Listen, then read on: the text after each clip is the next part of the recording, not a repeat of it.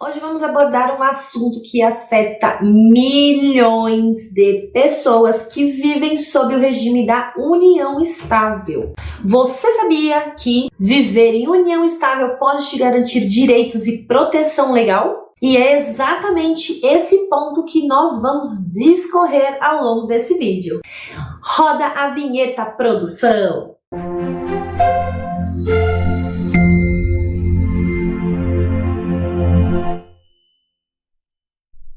Muito prazer, eu sou Gisele Stiga, especialista em Direito das Famílias e Sucessões. E no vídeo de hoje, como eu trouxe lá na introdução, eu vou tecer alguns comentários a respeito dos direitos e proteção legal àquelas pessoas que vivem sob o regime da união estável. A união estável não é um regime de bens. Pode se equiparar a um estado civil, embora não reconhecida oficialmente pela legislação. Para tanto, temos apenas 3 deles: o de casado, de viúva e de solteiro. A união estável é uma forma de convivência duradoura, onde casais decidem em construir uma vida sem a constituição matrimonial.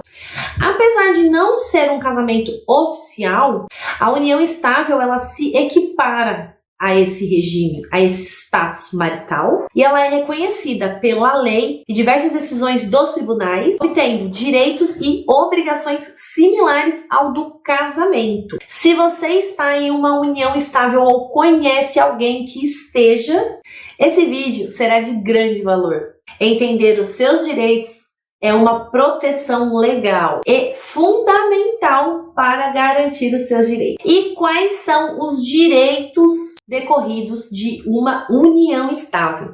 O primeiro deles é o reconhecimento legal. Como eu trouxe lá na introdução, a união estável ela é equiparada à instituição matrimonial, à instituição do casamento.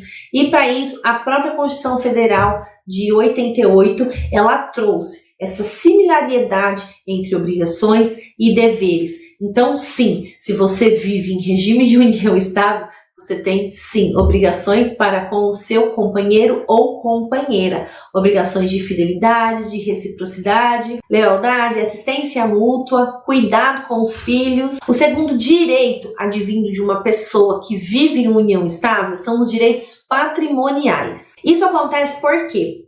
Quando instituída essa união estável de forma legal, que é através de uma escritura de união estável, onde o casal, os companheiros, vão até um tabelionato de notas e ali declaram a sua vontade em se estabelecer uma união estável formal, caso eles não optem por um outro regime de bens, vai prevalecer o regime de bens da comunhão parcial de bens, que é aquele onde se assegura um ao outro metade do patrimônio que for constituído enquanto perdurar aquela relação. É claro que existem algumas situações que, ainda que aquele bem tenha sido constituído da união estável, criada, estabelecida entre aqueles companheiros, pode-se ainda assim haver hipótese de exclusão ou uma redução na proporção cabível àquele companheiro. Mas isso é assunto para outro vídeo. Então, essa questão do direito patrimonial ela é extremamente relevante, porque nós temos duas figuras de união estável. As uniões estáveis formais são aquelas representadas por escrituras públicas e temos também as uniões estáveis informais, que são aquelas que simplesmente foram acontecendo. O casal se juntou, o casal começou a morar junto, o casal constituiu família, sempre com essa intenção de constituir família, cumpre ali com aquelas obrigações, aqueles requisitos da permanência, da duração contínua, da demonstração pública de afeto, e constituiu-se aquela união estável. Depois de 20 anos juntos, estamos ali com uma união estável. Não consegue-se ao certo definir quando começou. Isso daí parte também de um consenso do casal numa eventual questão aí, numa eventual discussão por uma partilha de bens e etc. Outro direito interligado a quem vive sob a ótica, sob a égide da união estável é a possibilidade de pensão alimentícia. Assim como ocorre no casamento, quando extinta essa união estável, caso aconteça, um ou outro companheiro pode pedir alimentos, eles podem requerer alimentos uns aos outros. O mesmo direito que é conferido para aqueles que são casados, oficialmente casados. O quarto ponto dos direitos e proteção legal daqueles que vivem sob a união estável é o direito na sucessão, o direito de herança. E aqui é uma dica extremamente valiosa, que é quando eu tenho aquela união estável formalizada, aquela união estável formal, eu evito um longo processo de discussão judicial quanto à linha sucessória, quanto ao direito ou não daquele companheiro ter uma meação, que seria 50% do patrimônio constituído junto com o seu companheiro. Isso acontece porque, se eu não demonstro quando iniciou aquela união estável, ou se de fato eu vivi em união estável, uma vida inteira com aquela pessoa, um patrimônio inteiro constituído com ela, pode ser descaracterizado e aquele cônjuge, aquele companheiro sobrevivente ficar a ver navios, sair daquela relação com uma mão na frente e uma outra atrás, porque ele não estaria ligado diretamente na linha sucessória. E aqui eu trago para as pessoas que não têm uma união estável formal, que é aquela união estável de fato, que vivem como se casados fossem, porém não existe nenhum documento de disposição de vontades das partes regulamentando aquela união estável. O que se tem é uma situação de fato. Vivo com fulano há tantos anos e ele veio a falecer, e enquanto juntos tivemos aí patrimônio constituído. E quais são formas de você demonstrar essa existência dessa união estável quando eu me deparo aí com uma situação de fato, né? Imposto de renda, um declarando o outro como beneficiário, conta corrente ou conta poupança em conjunto, investimentos, seguro de veículos, né, em nome dos dois, colocando um como primeiro condutor, o outro como segundo condutor, eventualmente a aquisição de um imóvel, o nome de ambos ali na matrícula do imóvel, no contrato de financiamento. Essas são maneiras de se assegurar ao companheiro que não vive uma união estável de direito, comprovar que sim, ele contribuiu para a aquisição daquele patrimônio. Tem-se também o direito à previdência social. Quando eu tenho uma união estável, comprovada, eu posso pleitear algum benefício previdenciário junto, no nosso caso aqui em São Paulo, ao INSS, São Paulo Brasil, né?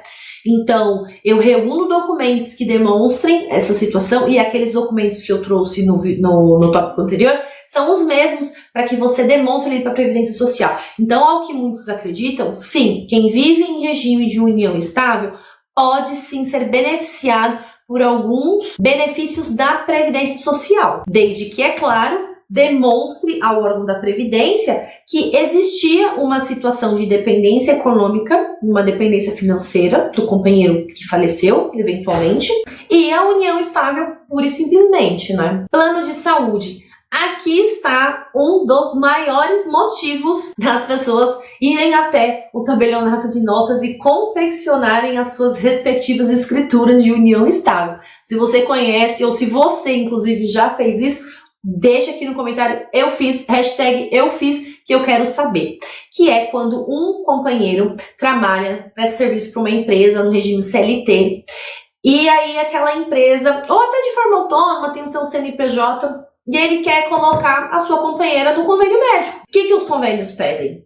A declaração de união estável. Eu preciso comprovar a minha situação de casado com aquela pessoa, mostrar que ela vai se beneficiar dessa questão de saúde, né?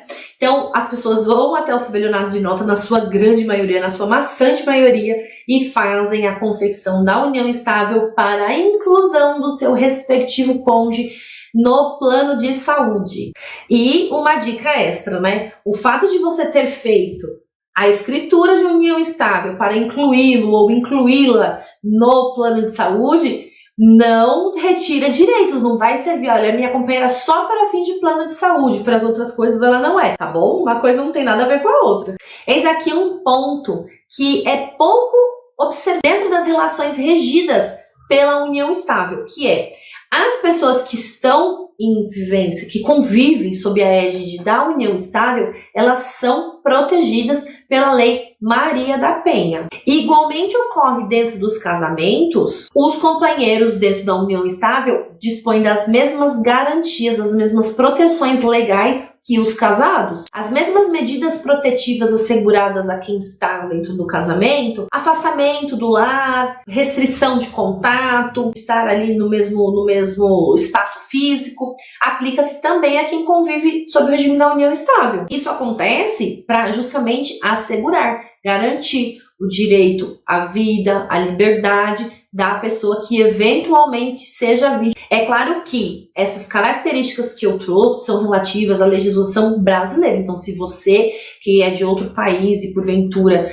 seja brasileiro, mas está fora do país, a legislação do Brasil não se aplica ao local que você está. Então, precisa verificar se dentro da sua localização o regime jurídico, as legislações aplicáveis se equipara à união estável ao casamento. Inclusive verificar quais são os direitos decorrentes do casamento para o lugar específico que você se encontra. Espero ter ajudado com esse conteúdo e até o próximo vídeo.